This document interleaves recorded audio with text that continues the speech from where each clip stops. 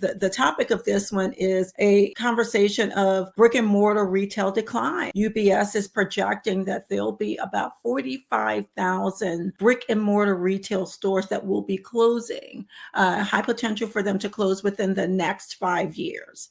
Now, why did I think that this was so important for us to bring to the table? Well, let's talk about the article a little bit. What it brings to the table is something that we all have acknowledged, but when we look at the numbers, this is why it becomes really relevant. Online retail sales continues to outpace what's happening with traditional retail brick and mortar stores.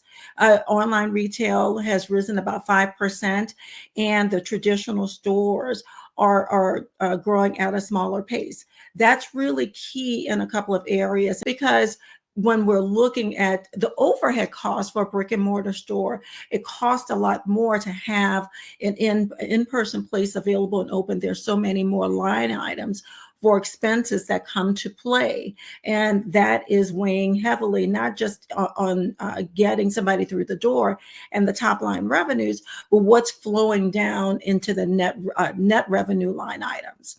A couple of factors that are behind these store closures include banks' reluctance to lend monies. I mentioned the operational costs that are much higher than a traditional online store. And then we're looking at the preferences and what we as consumers are spending our monies on. We're looking at services versus goods, and that's playing weighing a heavy toll in what we're encountering in the retail spaces. There's competitive spaces in the online retail spaces that are really harming and making it more difficult for the brick and mortar stores to make money. That being third-party players like Temu, Shein, along with the big competitors like at Amazon, that are making it really difficult for there to be any increases in prices, but they make the competitive landscape a lot more difficult for the bring that money line, especially with consideration cost. Again, we speak about this every week. What are the lessons that we as small business owners can learn from what's happening with big boxes and with big brand names? Make sure that you're taking a look at what's happening in the realm of your business. Make sure that you're being your authentic self, that you're showing who you are, and making sure that you're a trustworthy place, especially since most of us are online businesses. We're not brick and mortar stores. Being authentic is a space that's really important for us as well. Most of these retail businesses have brand name recognition. For small businesses, that's a disadvantage that we have. But being your authentic self and showing your lanyard, your differentiator, is really important for you to set yourself apart from these retail stores and to ensure that you are survivable through the midst of the crazy. Building trust is really important as well. In the midst of having a name that's really high level and that is of recognition that they can count on, that brand name recognition also includes trust. So you as a small business need to exude trust. You need to find a lane that when someone patronizes your business, or when you're marketing and building that know, like, and that trust factor, you're setting yourself apart from those businesses. And in the midst of those third-party retailers that you're dealing with in our online spaces, that's setting your business apart. And that comes through with things that we spoke about last week in your FAQs and your reviews, in that social proofing that helps you to stay relevant. And then this is really important as well, protecting your IP.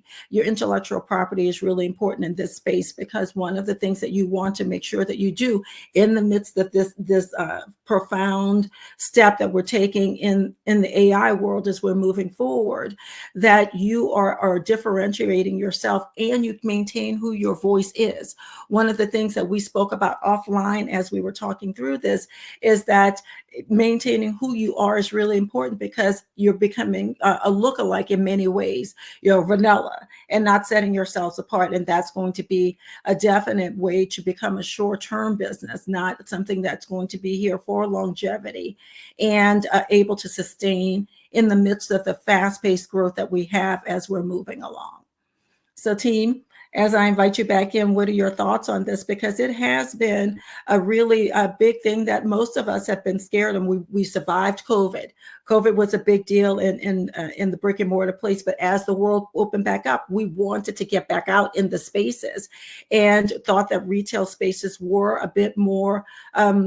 They would be able to survive this. They were a bit tougher, but we're finding that no, it's just a slower death for some of those. And I hate to put it that way in it being a death, but we hear every day something else is coming through. And with the onset or the threat of another recession, that makes it harder for them, especially as prices are not rising, but operational costs are. And they do take on a lot more than many of the online businesses are taking on. This is so interesting to me, right? Because the malls are still full.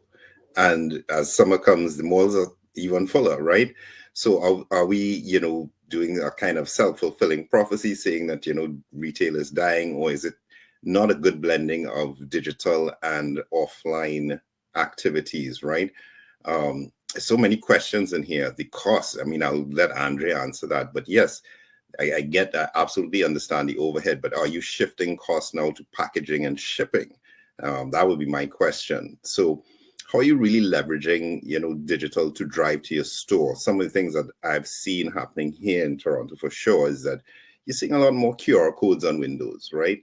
That what they access, I don't log into all of them, but you're definitely seeing that blending happening. So how do you get people into the store as well? And I think there's a hybrid model in there, because that social aspect that we are, as you said, that social aspect, we want to go to the mall, we want to go to the store, and the store represented your brand.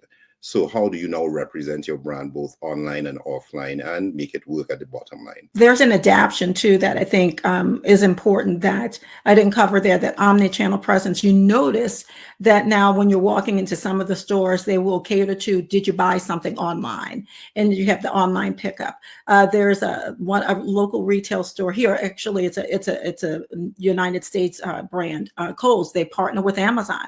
You can return something at their stores and they'll give you a coupon for their place to try to invest in there, and being adaptive. I think that's something that we've spoken about that has nothing to do with being brick and mortar, but survivability, being able to adapt quickly to changes that are happening in our environment, so that we can make sure that we still bring money in and we don't lose our momentum.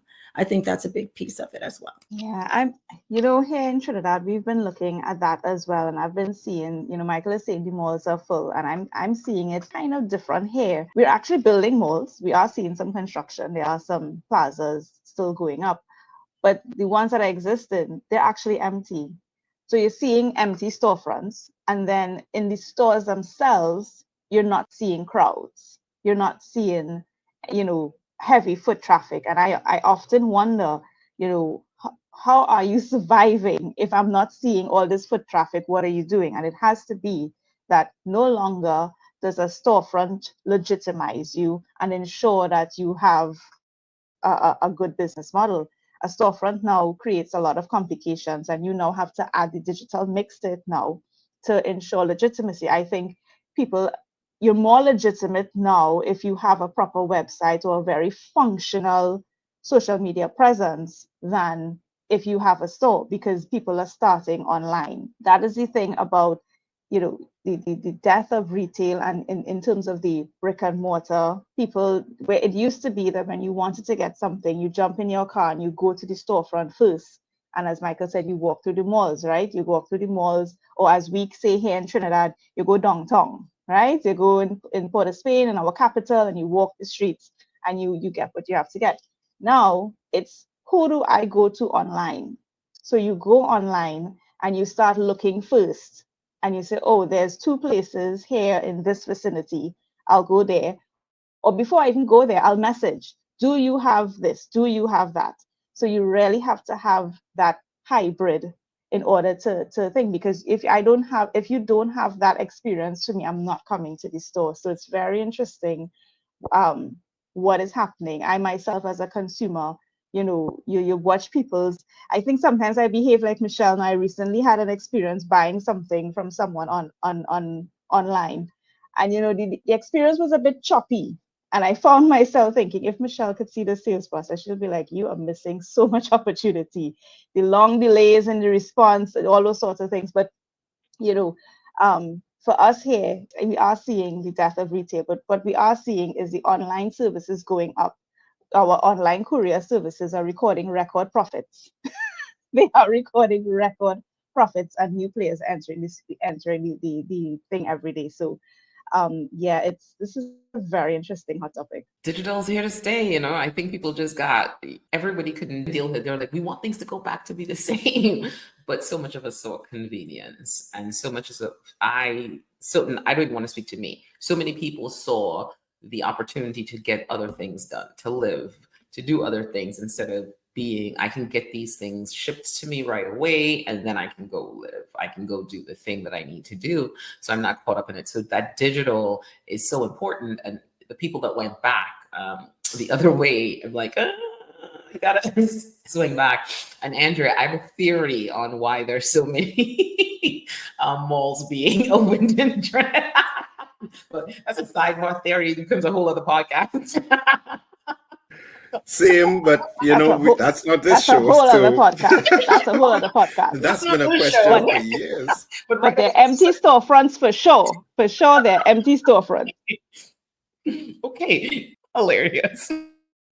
All right. Good morning, Debbie. How are you? Good morning, White Baby. I agree, Andrea. The malls have less people. However, stores are now charging to return goods. So online is getting more expensive. 100%. They are, yeah, because it was a free-for-all, right? It was a free-for-all at one point in time. And now it's not a free-for-all anymore. So I'm excited to see where this goes. But